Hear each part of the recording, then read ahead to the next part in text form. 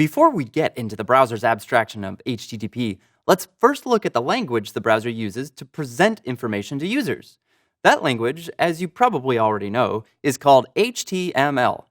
HTML stands for Hypertext Markup Language and is the language used to present information, graphics, and video to users in a browser.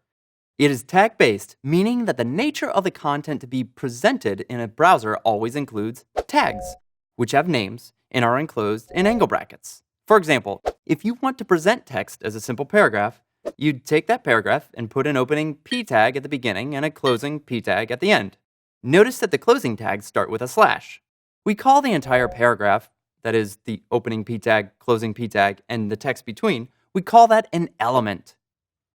If you want to present a big heading in the browser, you'd take the heading text and wrap it in an h1 element. Some elements have only one tag, such as an image. Want to display that Dorito you found yesterday that was shaped like Africa? Use an image tag, and inside the tag, use what's called the src attribute to list the path where the image can be found. Attributes are used only in opening tags, and their purpose is to provide the browser additional information about the element. Maybe where to find an image, or a class or ID to be used with JavaScript or CSS, or to indicate the destination of a link. Speaking of which, how about those links, or anchors as we call them in HTML? If you want to make some text clickable, such that clicking that text will navigate the browser to another page, wrap it in an anchor element and in the opening tag include an href attribute, where the value listed in quotes is the URL of the destination page. That acronym I just mentioned, URL, stands for Uniform Resource Locator. Earlier in the course, I said we'd be returning to this, so here we are.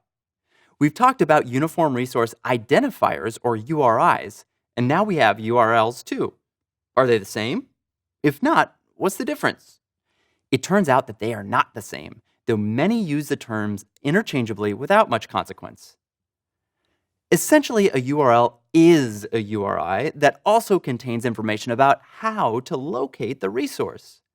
As it pertains here, URLs explicitly or implicitly list HTTP as the protocol for obtaining the resource, and also include the hostname.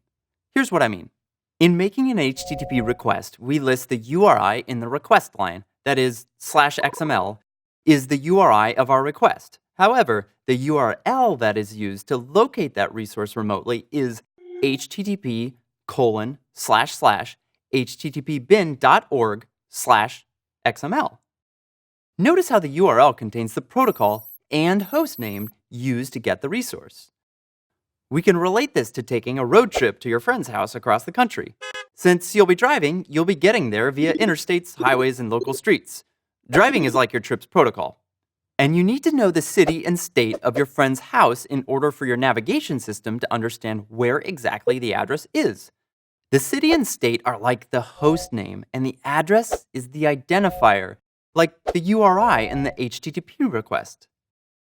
Put simply, the URL gives additional information about how and where the identified resource can be found.